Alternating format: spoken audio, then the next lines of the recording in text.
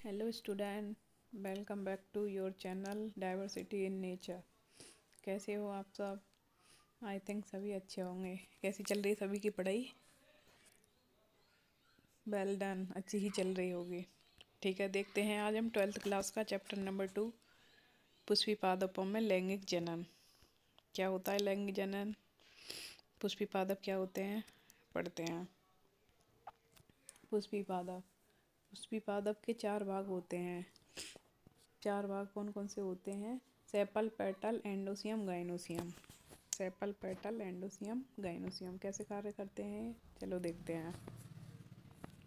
पुष्पिपादप क्या होता है? यह एक रूपांतरित प्ररोह होता है जो क्या होता है, एंजियोस्पर्म का जननांग होता है। एंजियोस्पर्म क्या होता है? ये आवर्त बीजी होता है। आवर्त बीजी में क्या होता है, 2 पत्र होते हैं। दोनों पत्रों के बीच में खांच होती है जो दो, जैसे आपने देखा होगा चना और विभिन्न प्रकार की दालें, उनमें 2 पत्र, एक पत्र को हटा के 2 दालों के टुकड़े निकलते हैं, वो कहलाते हैं एंजियोस्पर्म प्लांट। देखते हैं 4 पार्ट होते हैं जो हमने बताए थे अभी। सेपल दिखाती हूँ, सेपल, पेटल, एंडोसियम और ये है फीमेल रिप्रोडक्टिव गाइनोसियम। अब पढ़ते हैं इनके बारे में, क्या होते हैं ये। बाह्यदल, बाह्यदल क्या होता है? सेपल, सेपल यह पुष्प का सबसे बाहरी चक्र होता है। इनका रंग हरा होता है। इनके एकल सदस्य को बाह्यदल या कैलक्स कहते हैं। ठीक है, अब यह है बाह्यदल, किसी क्या बोलते हैं इंग्लिश में, यह है पेटल। यह पुष्प की रंगीन पंखुड़ियों का चक्र होता है। इसके एकल सदस्य को कोरोला कहते हैं। अब देखते हैं कैलक्स और कैरोला मिलकर किसका निर्माण करते हैं?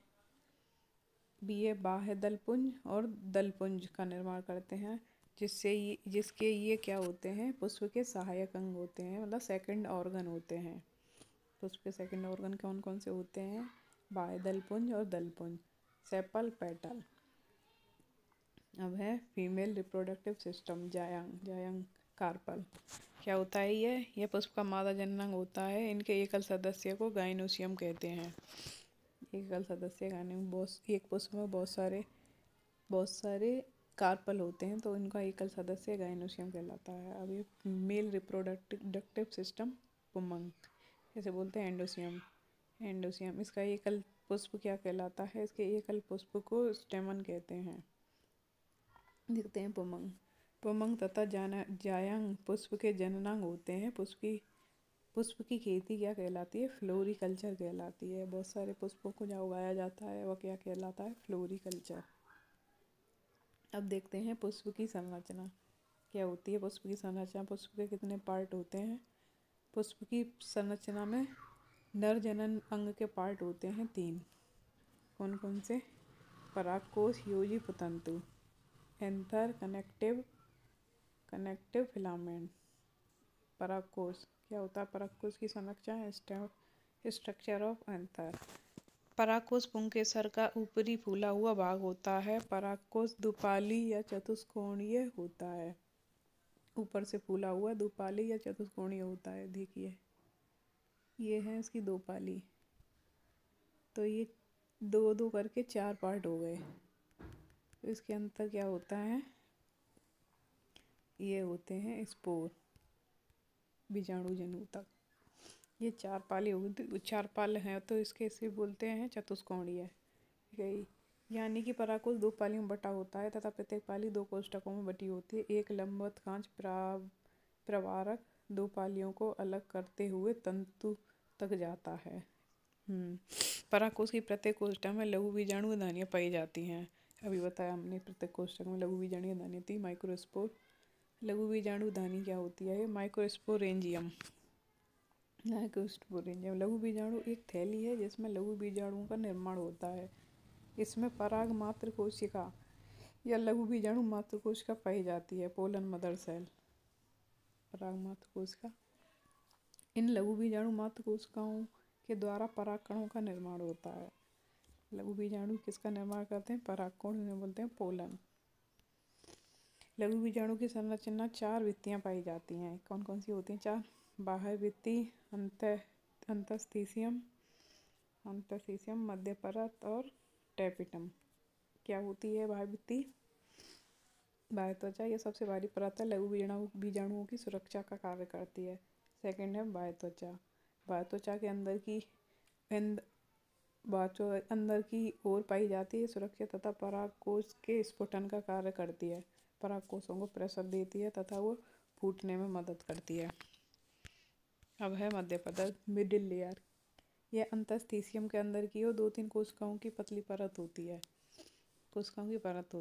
अब टेपिटम, यह मध्य परत के अंदर की ओर की परत होती है। यह बहुकेंद्रीय तथा सघन जीव द्रव्य वाली कोशिकाओं से बनी होती है।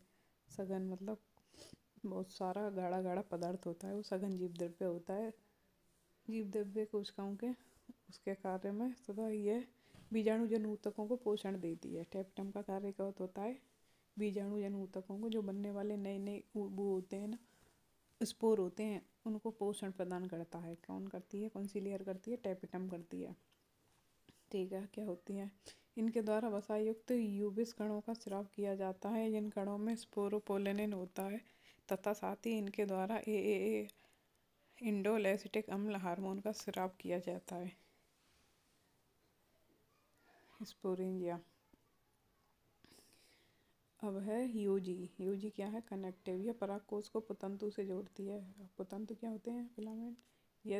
यह तंतु क्या होता है? पुष्प पुष्पासन से जुड़ा होता है, पुष्प के पुष्पासन से जुड़ा होता है।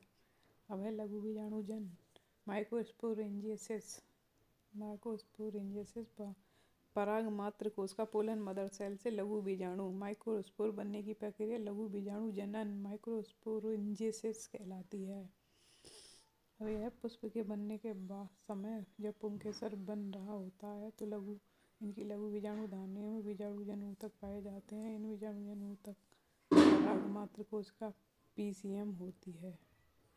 पराग मात्र कोश का PCM में अर्धसूत्री विभाजन से 4 अगुणित लघु बीजाणु बनते हैं, जो एक भित्ति में व्यवस्थित होते हैं, जिन्हें लघु बीजाणु चतुष्क कहते हैं। टेट्रा। लघु बीजाणु चतुष्क की भित्ति कैलेजा नामक कार्बोहाइड्रेट से बनी होती है।